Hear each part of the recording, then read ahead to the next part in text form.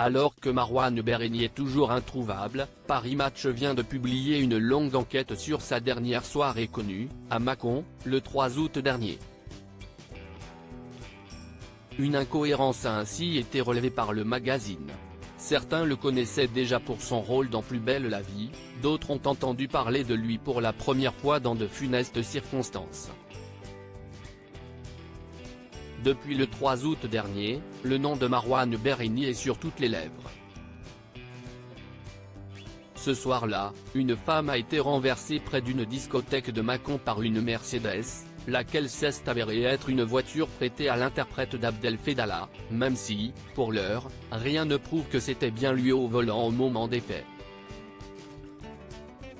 Si le véhicule a été retrouvé 2 jours après le drame, abandonné sur le bord d'une route de campagne, l'acteur de 34 ans, lui, s'est volatilisé.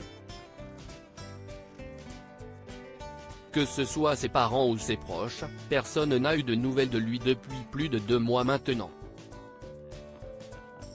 Les plus folles théories ont vu le jour, notamment une selon laquelle l'ex-compagnon de Marie-Lou Salvatori aurait pris la fuite direction la Suisse, aidé par un tiers. Une hypothèse que sa famille n'est pour le moment pas en mesure de confirmer.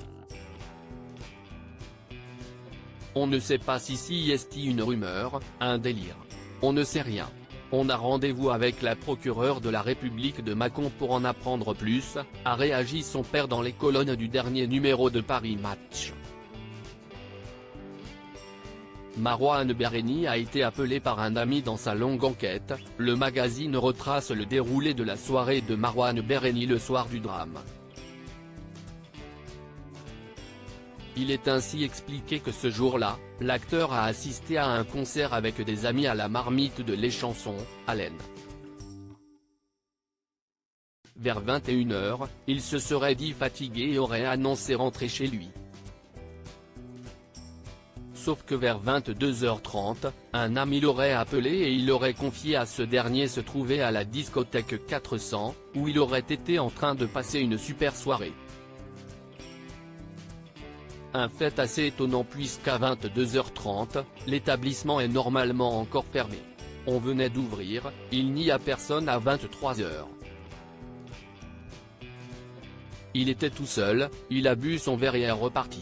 Il n'est resté que 10 minutes, explique le propriétaire des lieux auprès de Paris Match. Quoi fait l'acteur entre 21h et 23h? Et que s'est-il passé ensuite? Si est-il à la police de le déterminer. Diaporama. Voir le diaporama.